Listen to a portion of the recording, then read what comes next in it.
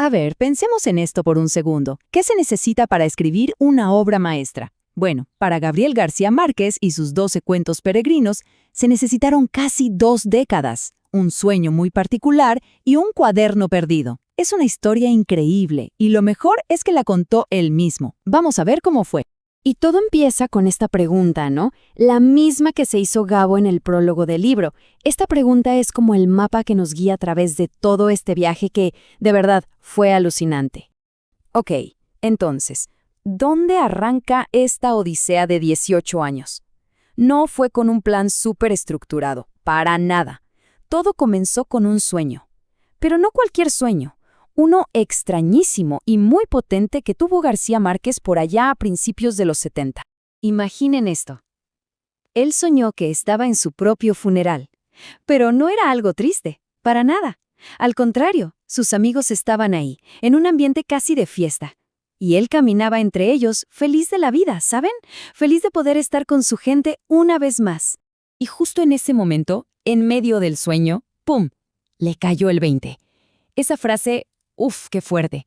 Esa fue la chispa que encendió todo. De repente tenía un tema. Ya no eran solo ideas sueltas. Era sobre esa sensación, esa extrañeza de ser latinoamericano en Europa, lejos de todo lo conocido. Con esa chispa, las ideas empezaron a llover. Una avalancha total. ¿Y dónde las anotaba? Pues en un cuaderno de escuela, de lo más común y corriente que le prestaron sus hijos. ¿Quién iba a decir que ese cuadernito contenía el inicio de una obra maestra, no? Y no eran 2 o 3 ideas, ¿eh? Llegó a juntar 64 temas para cuentos. Y ojo, no eran solo títulos, estaban súper detallados, casi listos. En teoría, solo era cuestión de sentarse y ponerse a teclear. Pero entonces pasa lo impensable. Después de años de llenar ese cuaderno, un día se da cuenta de que no está. Desapareció. Él mismo cuenta que fue un momento de pánico total, por allá en el 78. Se puso a buscarlo como loco, revolvió toda la casa. La pregunta era obvia. ¿A dónde se fue? Pero nada. La búsqueda no dio ningún resultado. Era como si la tierra se hubiera tragado el cuaderno. Y con él, esas 64 historias. Al final, solo le quedó una explicación, y era de lo más dolorosa. Lo más probable es que en una de esas limpiezas de papeles que hacía seguido, el cuaderno, pues, terminó en la basura. Así de simple y así de terrible.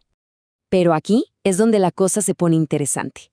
Porque esas historias, aunque el cuaderno ya no estaba, se negaron a morir. Es como si tuvieran vida propia. Durante años estuvieron como vagando, disfrazándose, buscando una nueva casa, pero sin encontrar su forma definitiva. Y miren esta evolución. Primero, algunas de esas ideas se colaron en sus artículos de periódico, como para, en sus propias palabras, mantener el brazo caliente. Luego, dieron un salto más grande y se convirtieron en guiones de cine, 5 películas y hasta una serie de tele salieron de ahí.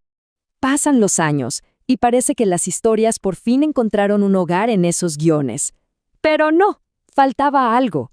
El verdadero final de esta historia, el clímax, llegó por una duda de último momento que lo obligó a hacer un viaje de vuelta a Europa. Entonces decide volver, va a Barcelona, a Ginebra, a Roma, a París, para chequear sus recuerdos, ¿no? Para ver si lo que había escrito era fiel a la realidad de casi 20 años atrás. Y bueno, lo que encontró no fue para nada lo que esperaba. Y ese choque fue revelador. Y aquí está el meollo del asunto. Se dio cuenta de que la memoria es algo muy tramposo. Sus recuerdos, reales, se sentían como fantasmas. En cambio, los recuerdos que había inventado o deformado con la nostalgia, esos se sentían más reales que la realidad misma. Entendió que ya no podía separar una cosa de la otra.